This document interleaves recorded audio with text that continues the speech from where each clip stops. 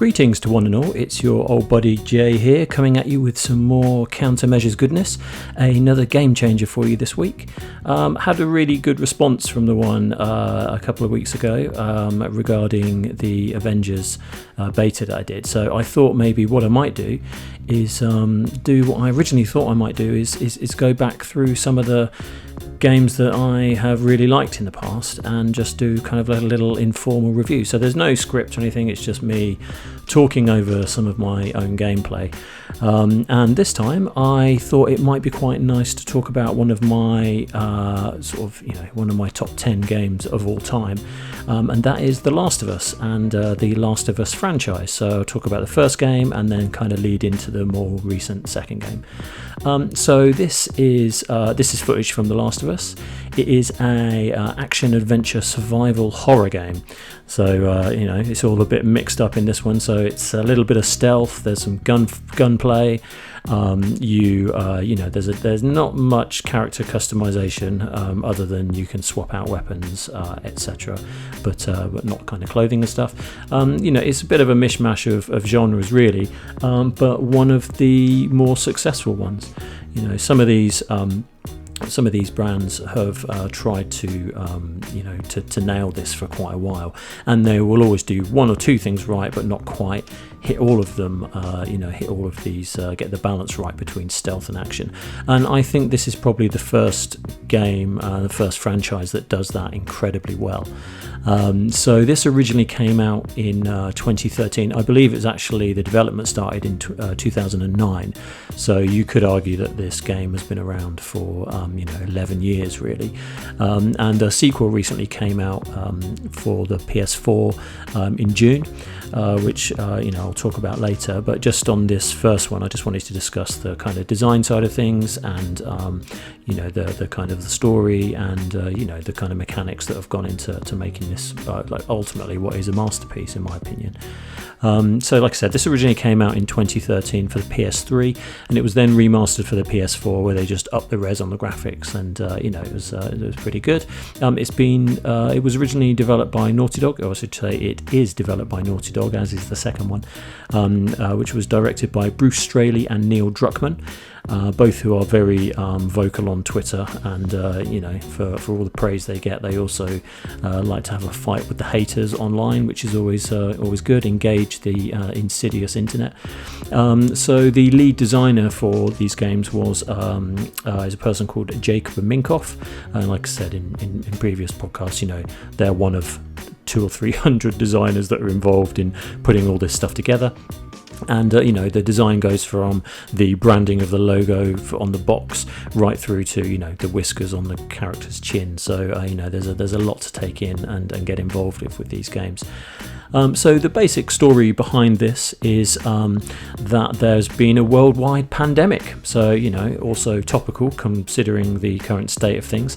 And that pandemic is a result of a cordyceps fungus which has spread throughout the world, which is essentially the flowers turning on us, and that fungus has infects people.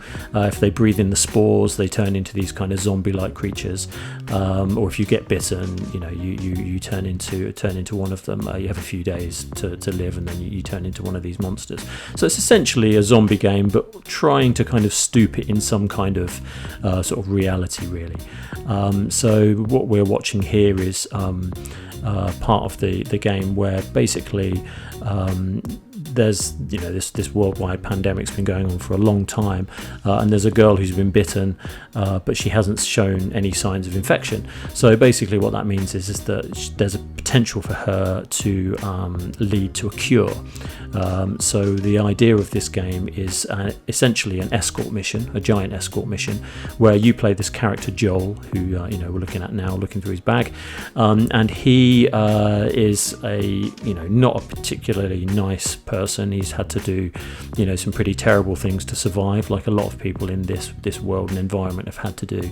And his mission is basically to escort you from Boston. I believe it starts in Boston, and I think it ends in Salt Lake City. You're trying to get to a hospital in Salt Lake City to get to the doctors, of which there aren't very many of them left. And then the idea is they'll sort of run their tests and simulate a cure from the little girl's blood. And the girl's called Ellie, and she's just excellently voice acted. I can't remember for the life of me the name of the I think it's Ashley Johnson, but I could be wrong. But she plays this role absolutely brilliantly, and I believe the voice actor for Joel, who we're seeing here, is a chap called Troy Baker, and he does a lot of voice acting. It's a massive industry within an industry, really, of actors putting the ping pong balls on and doing the motions for all this motion capture. But at the same time, they also do the voices. And I know Troy Baker's done like Call of Duty and a lot of these games, and he came back for the second one as well. So basically this is gameplay, which is you're trying to get through these kind of sandbox sections where you have to you can run in and just try and fight everybody sort of hand and fist and shoot people with your sort of limited ammo, or you can sneak around and try and choke them out to sort of get through it on a sort of more stealthy approach. I found with this game that the best thing to do is a little bit of both, because there are sections you can't get through by just stealthing it, and there are sections you can't get through just by kind of running and gunning it. So it's a nice combination. I think that's what's successful about this game and this franchise, is that balance is really, really good. It's like Resident Evil games. You'd be walking through the sewers, similar kind of setup, but there wasn't much stealth in that game. In the Resident Evil series, it's more of a kind of shoot and run away game, whereas this one, there's a lot more kind of tactical sort of approaches that you can make, a little bit more sort of thought through in these open, like I said, these open sort of sandbox arenas that you have to clear to move through to the next section. It's really exciting. Like, the quietest moments in this game are the most exciting, and I feel like that's something that a lot of modern day games get wrong. They just kind of layer and pile on the action again and again and again. Eventually you just get overwhelmed and it's just too much. So I'm not going to go massively into spoilers for these either. I'll probably just sort of talk about the setup, but I don't really want to spoil it for anyone that hasn't played it, because if you haven't played it, I absolutely suggest that you do, because like I said, it is a really amazing franchise. What we're seeing here is some cutscene footage for the DLC that followed the first game, which just explores a little bit more of Ellie's kind of backstory, really, and her relationships with her friends and where she was before she found out that she was immune to infection. Again, like, the graphics in this game are just incredible, really. I mean, this game is like over a decade old, and sort of a pre-release date, but the quality of the motion capture and the facial animations, they stand up. They're a bit weak in places now, but they're still pretty good. But when this came out 7 years ago, it was mind-blowing. I could not put this game down when it came out, and I've subsequently played through it. I think I've been through it like 3 times now, and it's not a game you can pick up and play the first half an hour of and put down again. Once you start it, you're in, even though by the second or third playthrough the outcome of the story. But it's one of those games, I would say, that's very much like watching a really, really good film, which is, if you watch that film at different points in your life, it means different things, or you take different things away from it. Watching Star Wars as a kid is different to watching it when you're a teenager, and it's different again watching it when you're 30, and different again watching it when you're 40. Or, you pick up different nuances between characters, and maybe some subplots that weren't quite so apparent the first time round, and things like that. And I think that's a testament to really good writing. And this DLC and the first Last of Us is really amazing in terms of writing. So now we'll sort of skip on to the second part, which is part 2 of The Last of Us. So this came out this year, So 7 years after the original one was released, and it's obviously been highly anticipated. There is some argument to be had whether or not this should ever have existed, because the first one is such a brilliant story from start to finish, and it wraps up perfectly. And like I said, I'm not going to go into details of how it finishes, but it does end in a way that I wanted more, but I didn't. I wanted to see more of these characters, but I didn't want to. I didn't want to at the same time, which again is testament to brilliant writing. And of course, what happens is a game that good sells really well, and then Sony just puts a whole lot of money behind it to make a sequel because it's been so successful. And then the pre-orders for this just went through the roof. They moved the release date several times, I think partly to do with the pandemic and supply, etc., but also partly to do with the fact that the demand for the physical copies just went through the roof, so the dates moved all around. So what we've got here is the deluxe, spend your inheritance box set. So this is The Last of Us Part 2 Collector's Edition, and in this, like all these sort of sets, you get all this extra crap, which kind of I wanted to get to do. I've never done an unboxing before. This is my first one, so you might have to let me off. There's it's one of those things where I just thought it might be quite nice to sort of go through each of the assets and have a look at bit of silica gel, lovely. Have a look at what goes into these things, because there's an enormous amount of effort that goes into these games. They stand up on their own, but then also there's a whole collector's side to these games that I think is really, really interesting. And I don't do this for every game, but the ones that that hook me, of course I want to sort of dive into it. So I basically took all the bits and pieces out. There was quite an interesting art book. I'm sure my camera is going to go in and out the whole time if I remember correctly when I filmed this. It sort of goes in that focus, so apologies in advance. But so looking at this first is one of the art books, which there you go. The art book for this had all the concept drawings, which just I've been an illustrator my whole life and absolutely love comic book drawings and illustrations, all that kind of style of life drawing, etc.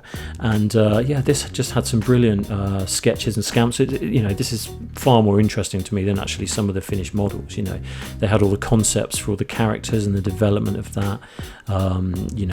Just really, really interesting. I wasn't convinced about the quality of the art book, to be honest. It felt a little bit kind of mail your pictures off to Photo Box and get the sort of cheapest version of the kind of photo collection. It wasn't didn't feel that great, but the quality of the images inside far outweigh that, so it's definitely worth having that. Just as a kind of we're going to keep that on screen. Nah. Right. So so the next thing is there was a big thing about the pre-order that there was going to be this litho kind of print that came along with it, which being mad on art and collector stuff and all of those sorts of things, I thought, oh great, well that would be cool, little thing. Slipcase and a little booklet inside. There's like a message from the production team, the developers, that basically sort of say thanks for buying the game, it's been amazing, yada yada yada, and that's always good to hear from them in that way, and essentially saying thanks for spending your money with us. And to its credit, this second game doesn't have any in fact the first one didn't either, as far as I remember. I think there might have been some cosmetic microtransactions, but you didn't have to buy them to win. It was just if you wanted a particular kind of hat.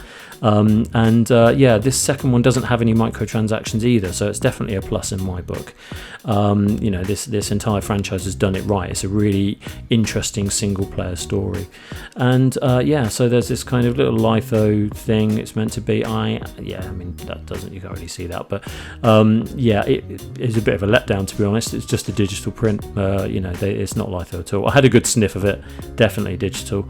And like I said, there's a little message from Neil Druckmann, and sort of saying thanks, and I guess that's a nice thing to have if you're a massive fan. Personally, I think it's a little bit it, whatever. I don't think it's necessarily something that if it was a handwritten letter from one of the designers, then that's different, but it's just a bit of a throwaway thing, that one. So then during The Last of Us 2, there's a whole load of different points in the game where you get like different like you end up with this bracelet and a few other bits and pieces, minor spoilers I guess. This was really cheaply made and a little bit throwaway. It's just a kind of cheapy clasp with one of those evil eye or sort of protective eyes on it.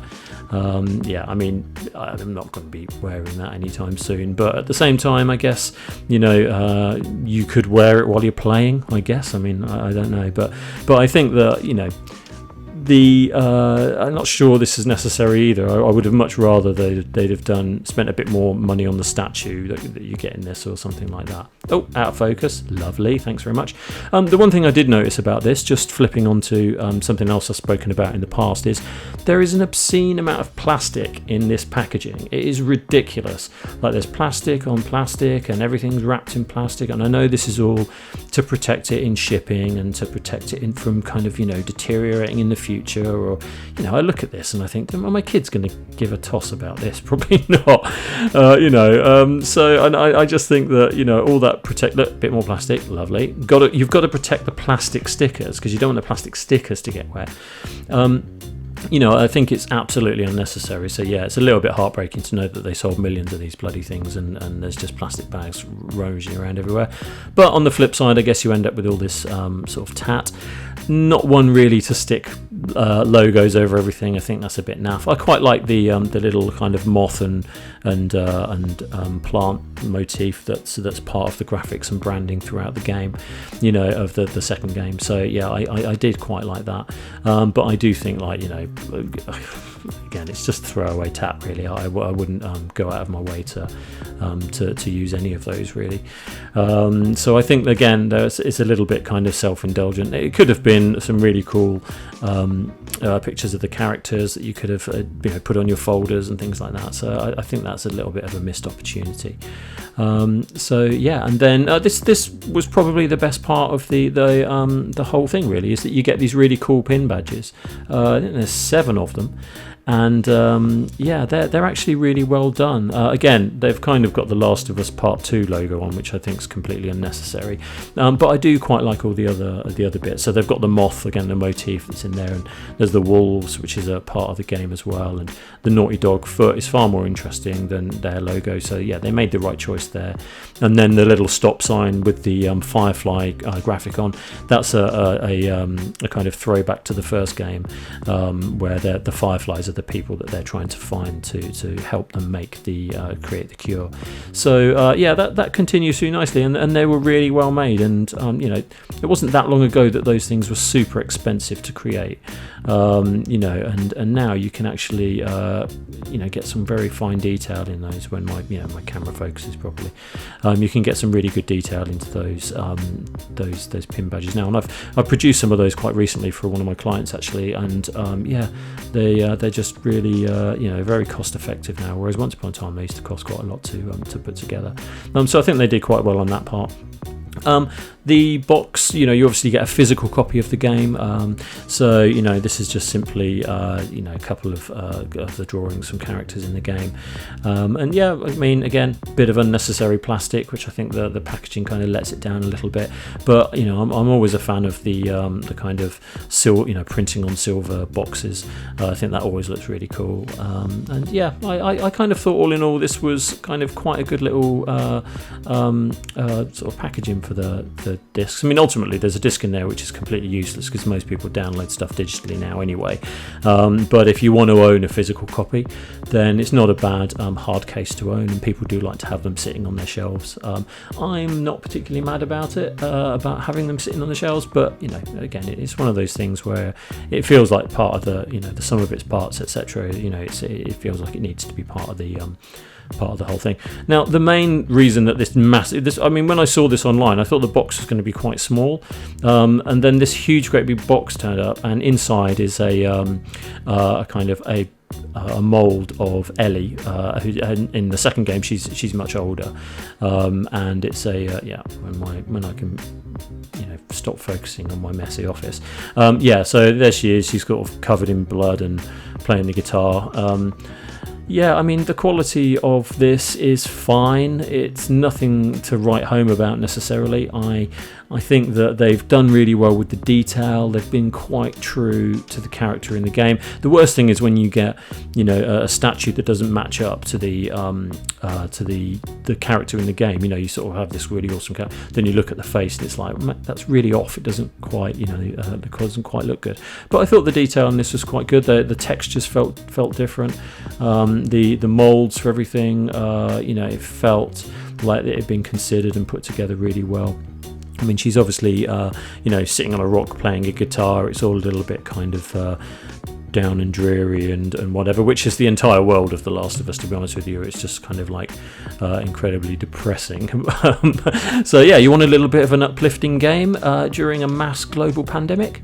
Play this and feel even more sad.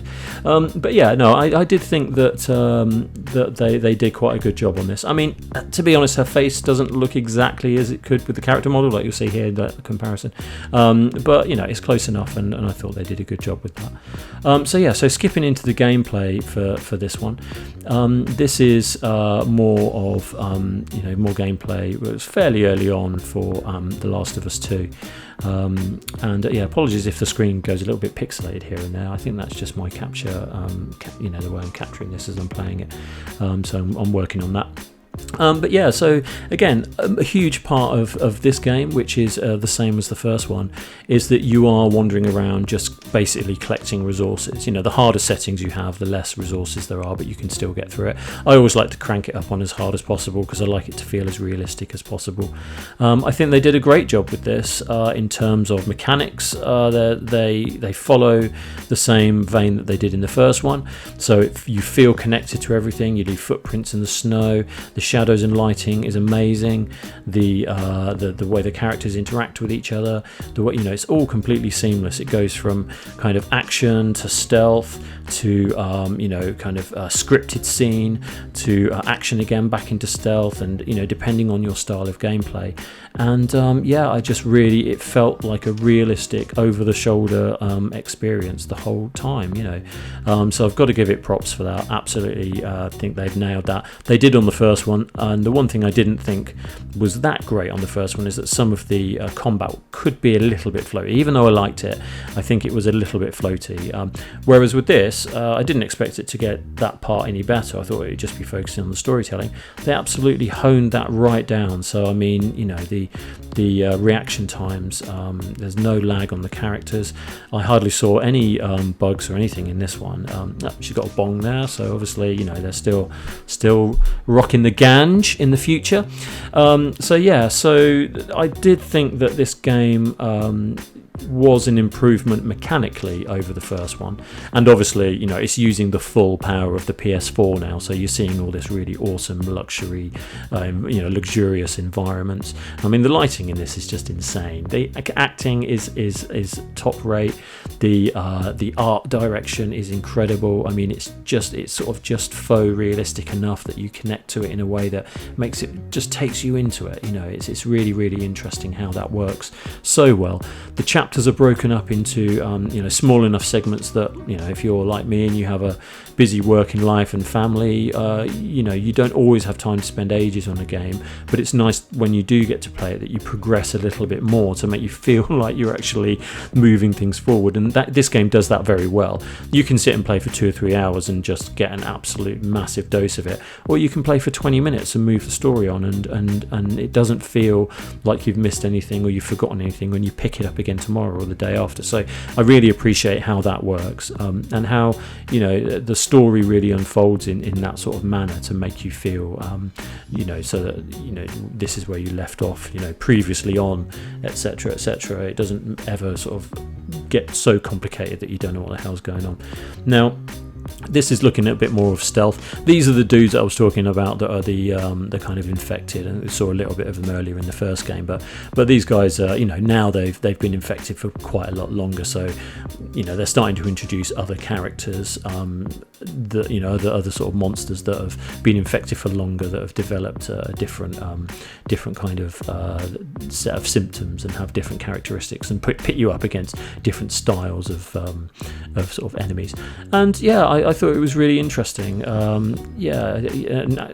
I do think that they improved on the AI of this. It's definitely something to talk about, because a lot of games focus on the mechanics and the story, and then the AI is sort of like secondary. It's nothing better than running into a room and the AI is just caught on a table, or you're standing virtually in front of them and they can't see you. One thing they've always nailed in The Last of Us is that if you're just hiding behind a table, then you're just about hiding. If you creep forward the tiniest amount and someone sees you, like they would in real life, then then they do get you. So it does mean you have to be super careful when you're doing the stealth parts. It means the tension just gets higher and higher. So I don't know how they script it, how they do it, but I've always just about got enough bullets when things go to hell and you're sort of running around trying to keep yourself alive. I've always just about got enough bullets to survive, and my adrenaline's just going straight through the roof, because it's just absolutely exhilarating. So the gameplay's brilliant. I am going to have to criticise this game on one particular level though, which is, well, two actually. The first is quite a big one. I'm not sure it should exist. I think they did such a brilliant job with the first one, and the way that story evolves and develops and then wraps up. I feel that they probably should have just left it as this one-off thing and gone to look at another kind of IP. They could have created something. Obviously, money talks, and Sony wanted to put a load of money behind it. I don't think the developers necessarily thought there would be a second one, but here it is. And it's sold absolute gangbusters, so I think they have definitely more than made their money back, which probably means there'll be a part 3, chapter 3. So great, more gameplay, more of the same, but I do feel that actually it shouldn't probably exist really, because it does end up detracting slightly from what was great about the first one, and some of the story decisions in this second one, I think for real fans like myself, I didn't mind the story in this one so much, but they do make a few decisions that I think are mistakes, and they ignore a few key characters that were big players in the first one that they really could have developed in this one, because you spend so long with these characters. It's nice to kind of see where they are and what they're doing sort of 5 or 6 years after the first game. Obviously Ellie's more grown up now, so it's you can play as her. She's a much better shot. She's much better. She's killed a few people. She's lived a life so far, and she's had experiences. So she's living in this kind of dystopian world of survival, and I think that's fine. The story isn't as interesting to me. I feel that some of it's a bit of a stretch, and also the first game you could play it on the hardest setting and get through it in about sort of 13 to 15 hours, which was a perfect sort of single player experience. Whereas with this one, the first playthrough that I've done with it was 35 to 40 hours. It just goes on and on and on. And after you've opened a certain amount of drawers, and after you've scavenged the crossbow bolts and so many times, it actually becomes incredibly boring after about 20 hours. So I do think that's something that lets the game down. I mean, overall, the first game and the franchise and the way that the whole thing comes together and the branding decisions and the design, it's a 10. Definitely, that first game is an absolute 10, and the DLC I'm lumping in with that as well, because that feels like all one package, and it was an absolute 10. This one, again, all the design decisions are brilliant. Everything's really tight and clever, really well thought through. I love the art style, etc., but the writing is not as good, and the length of the game is a massive problem. And some of the decisions that they make with what happens to certain characters, I think they kind of drop the ball, really.